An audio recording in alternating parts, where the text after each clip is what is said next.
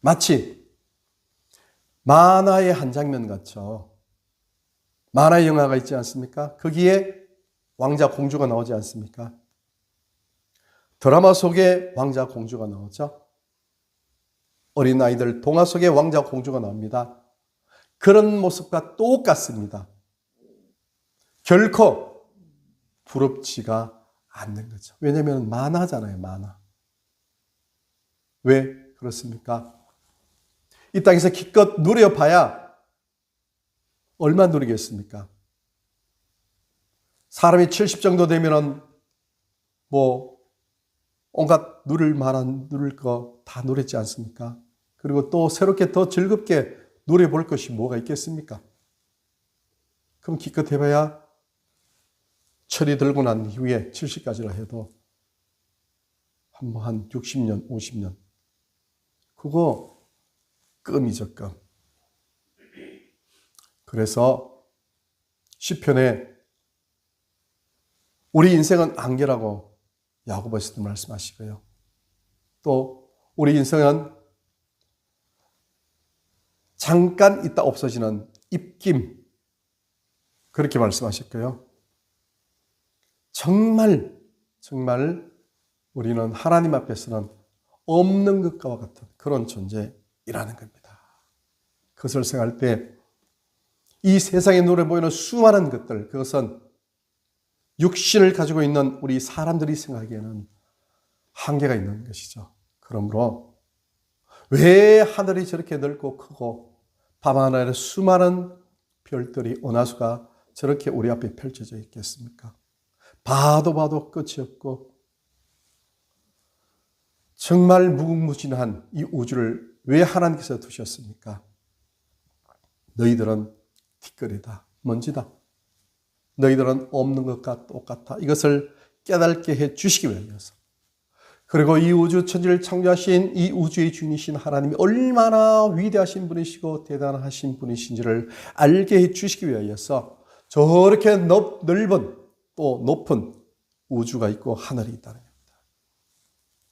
그것을 생각할 때 우리는요, 예수 그리스도로 말미암아 성령 하나님이 내 속에 들어와 계신 이런 복을 받은 우리 자신이 진짜 실존적인 존재이고 또 영원한 생명을 가진 하나님의 자녀로서 이 세상에서 가장 행복한 존재라는 겁니다.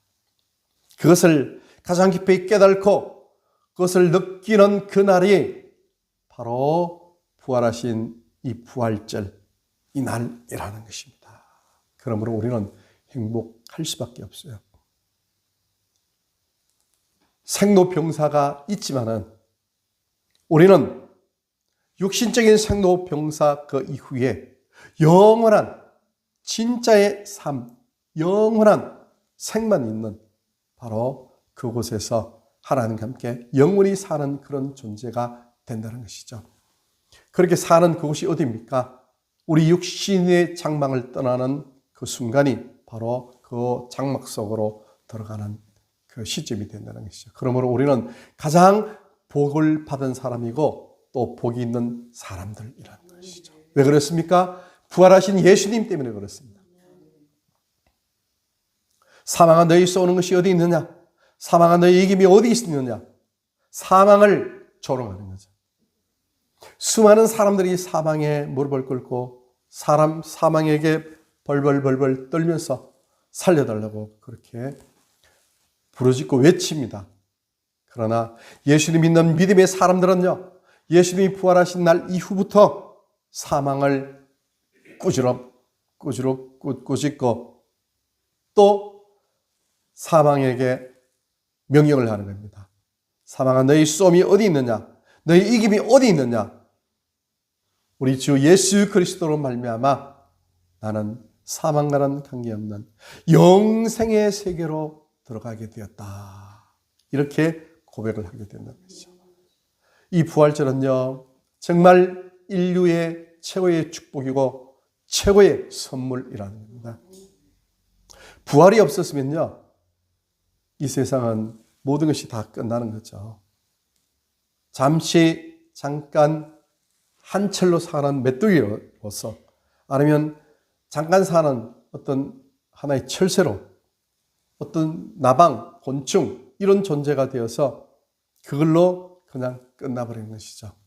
그러나 하나님의 자녀가 된 우리는요, 바로 부활절로 말미암아 예수님이 다시 부활하심으로 말미암아 모든 것을 다 얻은 가장 최고로 행복한 존재가 되었다는 그 사실을 우리가 기억할 때 우리는 가장 행복한 사람들이 되었다는 그 사실을 하나님 앞에 감사하는 그런 마음으로 하나님께 영광을 올려드려야 될 줄로 믿습니다. 우리 부활절을 다시 한번 곰곰이 생각해 봅시다. 그 깊은 의미를 생각해 봅시다. 우리가 왜 이 부활절에 대해서 깊은 감사와 감격과 또 이 세상을 이길 수 있는 힘을 그렇게 주었음에도 불구하고 잘 간직하지 못하고 또 마음속에 새기지 못할 때가 많습니까?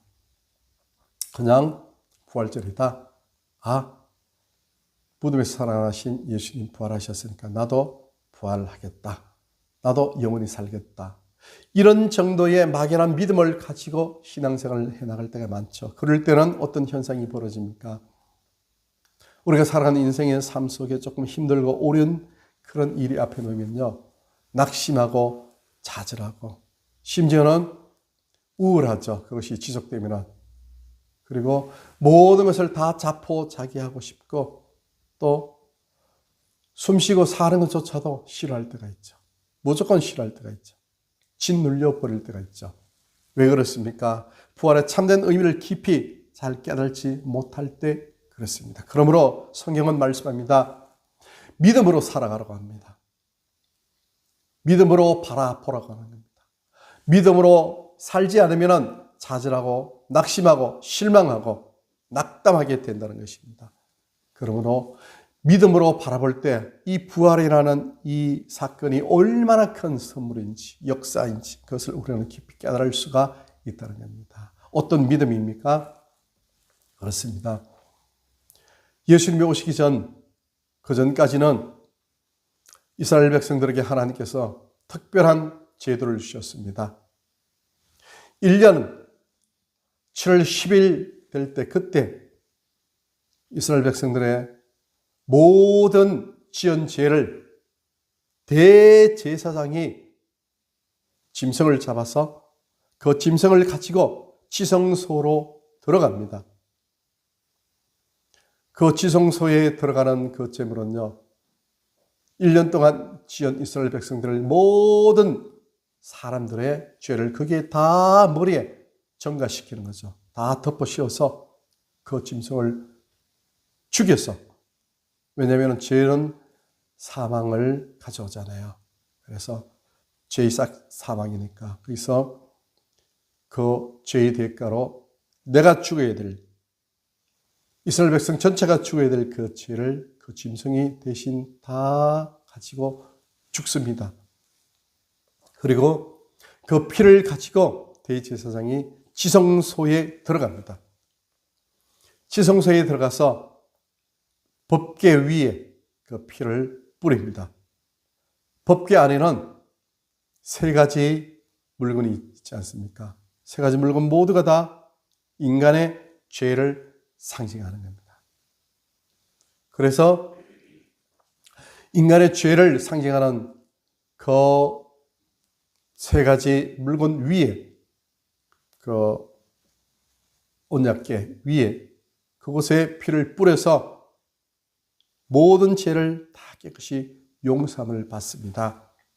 그런데 만일 부정이 있다든지 경건치 못하고 걸어가지 못했다면 대제사장이 지성소 앞에서, 왜냐하면 하나님의 영광이 있기 때문에, 하나님의 영광 앞에서는 죄는요 거기서 죽어야 돼요. 죽습니다. 견딜 수가 없어요. 타버립니다.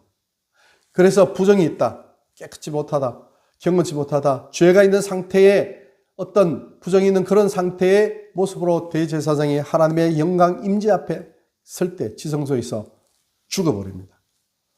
죽을 때 그 대제사장의 옷 단에는 방울이 그렇게 달려있죠. 딸랑딸랑하는 방울이 있는데 그것이 움직이는 소리가 나지 않으면 대제사장이 죽었다는 거죠. 그러면은 대제사장의 몸에 묶여있는 그 밧줄, 그걸로 끄집어냅니다. 만일 그런 상태가 되었다면 이스라엘 백성들의 죄는 용서함을 못 받았습니다. 참 심각한 문제죠. 그런데 대제사장이 거기서 딸랑딸랑하고 거기서 다 하나님 앞에 그렇게 피를 뿌리고 임무를 다 마치고 나오면은 대제사장이 그때 나오면은 이스라엘 백성들의 모든 죄가 다 사함을 받고 용서를 받았다는 겁니다. 그것이 증거가 대제사장이 여기서 살아나왔다는 겁니다. 이스라엘 백성들의 모든 죄를 다 용서해 주셨어요, 하나님께서. 똑같은 모습이 예수님이 하늘 위에 있는 지성소에 들어갔어요. 히브리서에 있는 말씀 그대로 하늘 지성소에 들어가셔서 예수님이 자기 자신이 대제사장이 되어서 자기 자신의 모든 피를 십자가에 달려 죽으시는 그 모습이 하늘 지성소에 들어가는 것이죠. 거기서 자기 자신의 피를 대제사장으로서 하나님 보좌 앞에 드리는 거죠. 그리고 깨끗이 죄 씻음을 다 허락받고 난 후에 거기서 다시 지성소에서 나오신 겁니다. 지성소에서 나오신 것이 그것이 무엇입니까? 부활이라는 겁니다. 그것이 부활입니다. 부활의 뜻은 이렇게 오묘한 또 깊은 그런 뜻이 그 속에 들어있다는 겁니다. 예수님이 부활하심으로 말미암아 아담 이후에 이 땅에 앞으로 태어날 모든 사람들 죄를 다 용서함 받게 되었다는 것입니다. 물론 그것을 믿는 사람, 예수님을 믿는 사람, 예수님을 받아들이는 사람, 예수님의 그 십자가의 보혈의 공로를 자기가 죄인이 된 것을 인정하고 받아들이는 사람은 모든 영혼은 죄 용서함을 받았다는 것이죠. 이것이 부활절의 참된 의미입니다. 무덤에서 살아나셨다는 것은 바로 죄의 싹신 사망을 없앴다는 거죠. 다 치부했어요. 모든 것을 다 치부를 하셨기에 이제는 사람들이 죄에 대해서 치부해야 될 그런 싹이 없어요. 예수님이 대신 속죄해 주셨기 때문에 이것이 부활의 참된 의미입니다. 얼마나 기쁘고 얼마나 감사하고 얼마나 큽니까? 예수님이 부활하셨기 때문에 우리는 죄가 없어요. 생각해보면 참 하나님 앞에 설 사람이 누구 있습니까? 의인은 없나니 하나도 없다. 로마서에 있는 말씀, 로마서 3장에 있는 말씀 보십시오. 모든 사람이 다 죄인입니다. 어떤 존재도 하나님 앞에 설 사람이 없어요. 그런데 하나님 앞에 서게 해주셨어요. 예수님이 깨끗이 우리 죄를 씻어 버리셨기 때문에 하나님 앞에 섰어요. 어떤 모습으로? 죄가 없는 모습으로. 우리 죄를 예수님이 다 씻어주시기 때문에 우리를 볼 때 하나님은 우리를요, 예수님을 통하여 우리를 보시는 겁니다. 예수님의 공로, 예수님의 십자가 보혈을 통해서 우리를 보기 때문에 우리는요, 죄가 없는 존재가 되었어요. 깨끗이 용서를 받았습니다. 얼마나 기쁘고 얼마나 감사합니까? 할렐루야. 부활절은요, 우리 죄가 용서함 받았다는 그 사실을 마음속에 확신하는, 다시 확인하는 바로 그 날입니다. 그래서 기쁘고 즐겁고 행복했어요.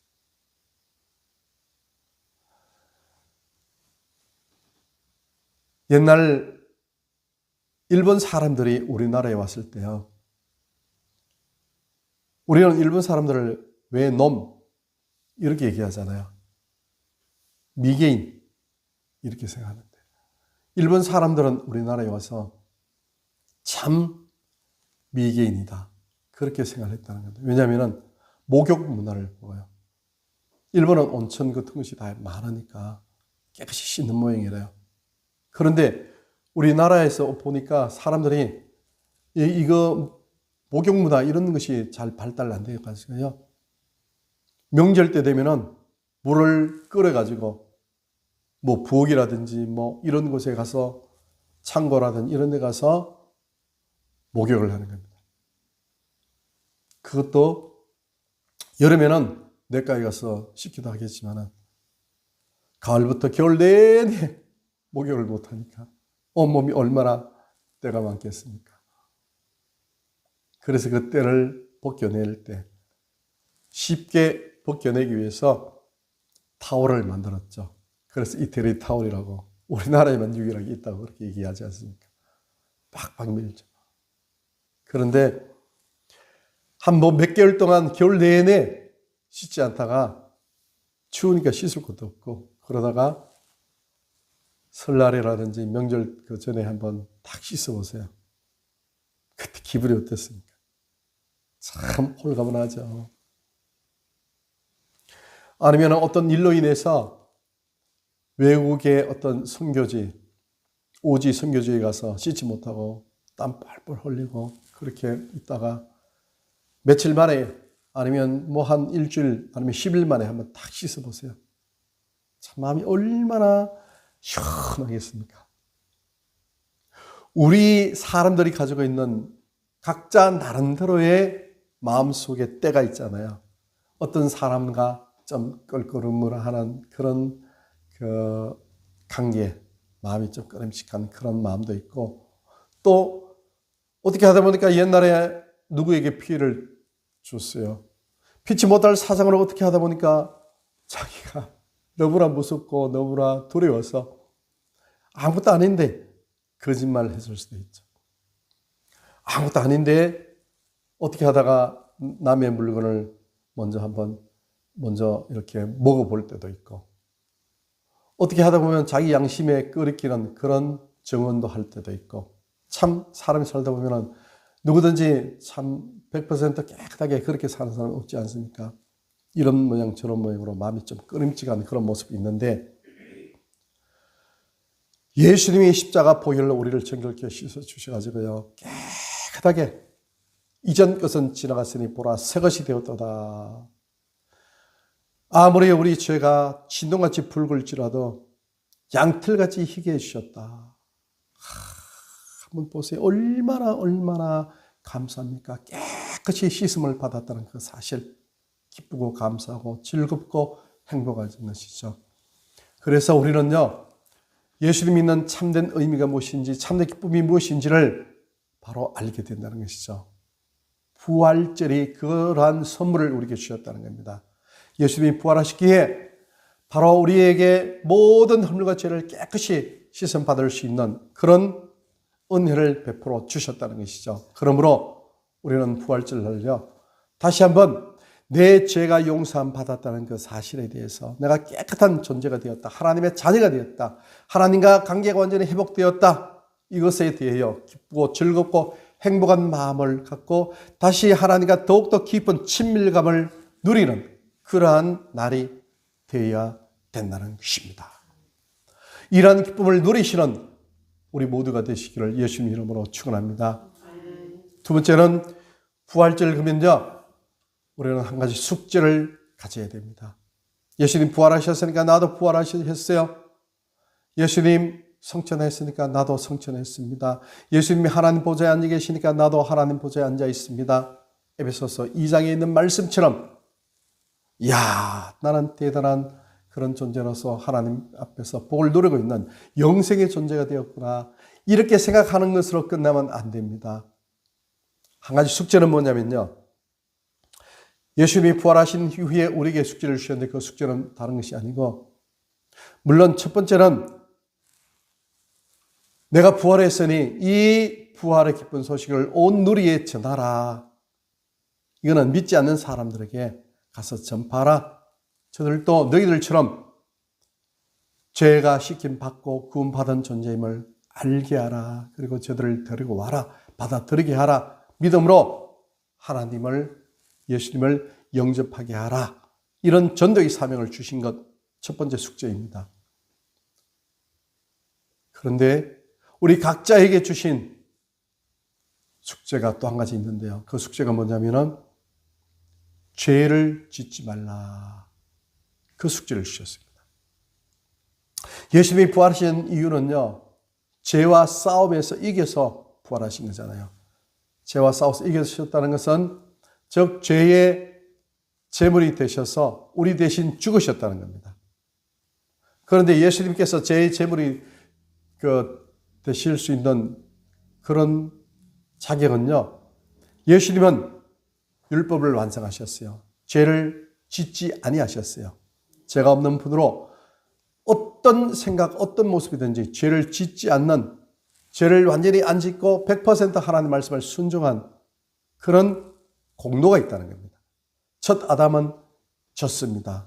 죄에 졌어요. 그러나 예수님은 죄를 이기고 죄를 정복했어요. 첫 아담은 사탄의 세 가지 시험에 졌습니다. 그러나 두 번째 아담인 예수님은 사탄의 그 세 가지 시험을 이겨내셨어요. 말씀으로 이겨내셨어요. 그리고 삶으로 완전히 하나님 말씀을 100% 지키시는 그런 지킴의 그런 공로를, 율법을 완성하신 공로를 갖게 되었고, 그것을 우리에게 덮어 씌워 주셨고, 또 그러시기에 예수님은 죄를 이기신 그런 승리의 어떤 영광을 가지고 계신다는 겁니다. 그렇기 때문에 예수님이 우리에게 원하시는 것은요, 예수님 오신 이유는 죄 때문에 왔잖아요. 죄를 다 없애기 위하여서, 우리 죄를 용서해 주시기 위해서 오셨기 때문에 예수님이 우리에게 원하시는 것은요, 죄를 짓지 말라는 겁니다. 죄를 짓지 않는다는 것은 아담 하와처럼 하나님 말씀에 거역하지 말고 하나님 말씀에 순종하라는 겁니다. 하나님 말씀에 순종하는 것이, 그것이 죄를 짓지 않는 것, 죄와의 싸움에서 이기는 겁니다. 그래서 죄와 싸움에서 이기는데 하나님께서는 우리를 너무 사랑하시기 때문에 너희 힘으로서는 이길 수 없지 않느냐. 아담과 하와가 졌잖아. 그것을 너희들 보았지. 그러므로 너희들이 이길 수 있는 길을 보여주겠다. 그러시면서 하나님께서 로마서 7장 말씀을 통해서 너희들이 육신을 따라가면 육신의 법을 따라서 사망의 길로 간다. 그러나 죄를 이길 수 있는 한 가지 방법이 있는데 그것은 뭐냐? 성령을 따라가면 된다. 말씀하셨어요. 성령 하나님을 인정하고 범사의 그를 인정하라. 성령 하나님을 따라 한 걸음 한 걸음 걸어만 가면은 죄를 이길 수 있다. 이렇게 말씀하셨어요. 그래서 범사의 그를 인정하라. 성령님을 받아들이고 성령님과 함께 동행하고 성령님께서 내 마음속에, 내 영혼 속에, 내 삶 속에 주인이시고 또 계신다는 사실을 인정하고, 그리고 성령 하나님을 의지하고 따라 나가면은 죄를 이길 수 있다 말씀하시는 겁니다. 우리 힘으로서는 죄를 이길 수가 없습니다. 그래서 우리는 늘 우리 마음속에 성령 하나님을 모시고 성령 하나님께 도움을 요청하고 이겨야 됩니다. 어떨 때 이깁니까? 사탄이 우리 마음을 미혹합니다. 짜증나게 만들죠. 짜증도 죄입니다. 막 짜증나게 만들어요. 사탄이 마음을 막 뒤흔들어 놔버려요. 짜증나면은 분노가 나오잖아요. 그리고 원망이 나오고요. 좌절이 나오고. 천국에 대해서 생각 안 해요. 하나님에 대해서 생각 안 해요. 감사 안 해요. 아, 짜증나. 이러면서. 사탄이 계속 부추기는 겁니다. 그 믿음을 행하는 것 아니잖아요. 믿음을 행하는 것. 짜증나는 일이 생길다. 천국에 있으니까 주님 바라보면서. 주님 감사합니다. 무슨 뜻이 있겠죠? 하나님, 짜증나는 이런 일을 통해서 제가 그냥 그것을 성화시킵니다. 참습니다. 참는 것이 아니고, 참는 것은 언젠가는 다시 한번 속에 쌓아뒀다가 폭발하는 거죠. 스트레스를 쌓는 거니까. 그건 아니고, 참는 것 아니고요. 하나님, 이런 일이 있군요. 짜증나는 일이 있는데요. 하나님, 범사에 감사하라. 말씀하셨어요. 그래요, 감사합니다. 하나님 감사해요. 감사합니다. 틀림없이 하나님의 뜻이 있을 겁니다. 틀림없이 하나님 더 좋은 거 주시기 위해서 지금 광야의 길로 인도하셨으니까 하나님 믿고 믿음으로 행합니다. 감사합니다. 하나님. 막 그냥 화가 나고 막 그냥 짜증이 나고 사람들이 막 신경질 나게 만들 그때도 그냥 막 분풀이하고 입으로 한마디 하고 막 짜증내고 건수치면 속이 확 풀리거든. 그러면 내가 지는구나. 하나님 감사해요. 감사해요. 속은 막 열불이 납니다. 그래도 감사해요. 왜? 하나님이 기뻐하고 감사하라 했으니까. 감사합니다. 그것이 십자가고, 그래서 사는 것이 자기를 부인하고 십자가를 지고 주님을 따라가는 겁니다. 예수님 믿는 많은 사람들, 우리가 일주일 동안 세상을 살아갈 때 그런 삶이 없어요. 선한 싸움이 없어요. 그게 선한 싸움이거든요. 너무나 피상적인 눈에 보이는 것만 가지고 싸워요. 우리의 싸움은 눈에 보이는 육신의 싸움이 아니고 눈에 보이지 않는 하늘의 영, 또 권세와 정사와 능력을 위해서입니다. 그것이 십자가의 길이고 그 싸움이요 사실은 힘들어요. 십자가가 그러면 뭡니까? 십자가는 영적 싸움이죠. 예수님이 사탄과 계속 싸웠던 장소가 십자가입니다. 사탄이 조롱할 때 그곳에서 사탄이 조롱했잖아요. 사람 입을 통해서 군병을 통했어요. 너가 하나님의 아들이냐? 너부터 고나라, 내려와라. 조롱하잖아요, 예수님을. 우리를 조롱해 보세요. 에이! 이러면서 칼을 벌컥 내면서 우리가 내가 벌써 3번, 5번, 7번 참아줬는데 에이! 이러면서 막 뒤따 싸울 수 있잖아요. 십자가에서 싸워서 예수님이요. 막 그냥 예수님을 모욕하고 벌거벗겨 놓고 때리고 죽이잖아요. 십자가에 못 박아놓고. 그런데도 예수님이 저들의 죄를 용서해 주세요. 저들을 불쌍히 해주세요. 저들이 하는 것을 알지 못합니다. 이게 십자가입니다. 십자가. 십자가는요 그렇게 쉬운 게 아닙니다. 십자가는 목걸이에 달고 다니는 그런 액세서리가 아니고요. 목걸이에 달고 다닌다는 것은 나도 예수님처럼 이런 십자가의 삶을 살겠습니다 하고 공포하는 겁니다. 사람들에게요. 그 십자가는요 자기가 죽는 겁니다.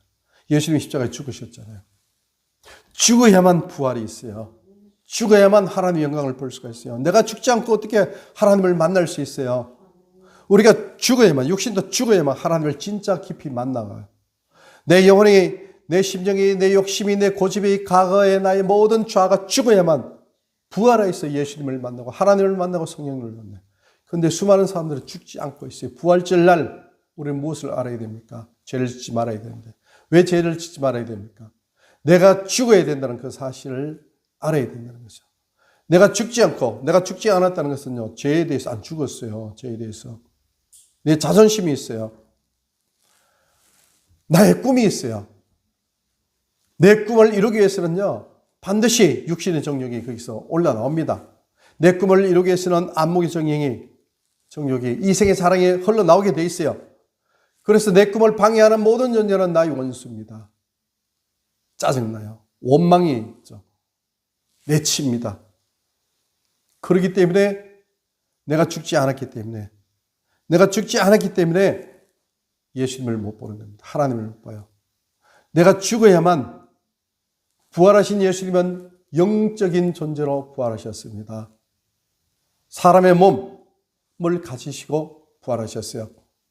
신비로운 세계죠. 내가 죽지 않고는 예수님이 계신 그 세계, 차원의 세계로 내가 들어갈 수 없으니까 예수님을 못 보는 겁니다. 하나님을 못 보는 겁니다. 계속 육신이 살아있으니까요. 과거가 살아있어요. 말로는 예수님을 믿는다고 하는데 예수님을 믿는 믿음의 증거가 없어요. 죽었다면서요. 근데 살아있어요. 펄펄 살아있어요. 여전히 세상 것 부럽고 세상 것 누리고 싶고 여전히 사람들 앞에서 조금 더 옷이 되고 싶고 사람들 마음에는 뭐가 있는가 하면요. 진정으로 이 사람이 하나님의 사람이냐 구원받은 사람이냐 믿음의 사람이냐 또 변화받은 성숙한 사람이냐 그것을 알 수 있는 길은요. 겸손해야 돼요. 겸손은 어떤 겸손입니까? 예수님처럼 온유하고 겸손해야 되죠. 예수님의 겸손은 뭡니까? 그것은요. 남 앞에 의시되지 않는 겁니다. 육신의 정욕, 안목의 정욕, 이성의 사랑을 누리지 않는 겁니다. 사람이요. 교회 다니고 신앙생활 오래 한 사람이라도요. 그 사람이 장로님이 되든 목사님이 되든 그 사람이 권사님이 되든 누구가 되든 어깨에 힘주는 사람 있잖아요. 나는 지금 이렇게 이 정도 좋은 아파트에 나는 사는 거야. 나는 5억짜리 차를 타고 다녀. 나는 남들의 나를 부러워하겠지. 내 몸에 전부 명품으로 치장하는 거죠. 사람들은 나를 봐줘요. 저 사람. 그럼 기분이 좋아요. 누리는 겁니다. 이게 벌써 뭡니까? 이 생의 자랑을 누리는 겁니다. 남들 볼 때 나는 어디 학교 나왔어. 하버드에 나왔어. 명문대에 나왔어. 이런 어깨를 펴고 그냥 얼굴을 막 그냥 자기 표정은 안 그런 것 같지만은 그 자세가 그럴 수 있는 허다합니다. 나는 이 정도 이걸 하는데 왜 그렇습니까? 사람들에게 부러움을 당하는 건 누리는 겁니다. 이 사람은 겸손치 못한 사람이고 아직까지요 예수님을 깊이 못 만난 사람이고 그 사람은 하나님을 깊이 못 만난 사람이고 하나님과 친밀감이 없는 사람이고 아직 하나님과는 거리가 멀어버렸어요. 즉 신앙이 어린아이 신앙입니다. 겸손한 사람은요 예수님처럼 그런 모습이죠. 겸손한 예수님은요 그린이 와도 아픈 사람이 와도 나은 자가 와더라도 누구가 오더라도 똑같이 그냥 받아들이는 거죠. 사람들이요 뭔가 너무 거룩한 척하고 너무 막 이러면요 예를 들면 몸을 파는 여성들이 그 사람에게 가까이 다가가겠습니까? 저 사람은 너무 거룩한 그러니까 난 저 사람과 죄인이야 감옥 가야 안 돼. 예수님은요 어떤 사람이든지 다 가까이 갔어요. 예수님이 그만큼 온유하고 겸손하니까 모든 사람을 다 품는 거예요. 이것이 십자가의 길이고 십자가의 진실된 삶을 사는 그런 삶의 모습이라는 겁니다. 십자가는 그겁니다. 거기에서 부활했다는 것은 우리가 부활한다는 건요 죄에 대해서 죽어야만 우리가 죄를 이길 수가 있는 존재가 돼요. 죄에 대해서 이길 수 있는 그 길은 십자가에서 우리도 예수님과 함께 이미 갈라디아서 2장 20절에 죽었습니다. 죽었다고 하는 사람이 그대로 살아가지고 옛날 똑같은 그런 오염되어 있는 고기를 막 먹는다. 이 사람은요 죽은 것이 아니고 옛날의 야수성을 그대로 가지고 있으니까 이 사람은 아직까지도요 사람이 아니죠. 아직도요. 어떤 사람입니까? 과거의 옛 사람이죠.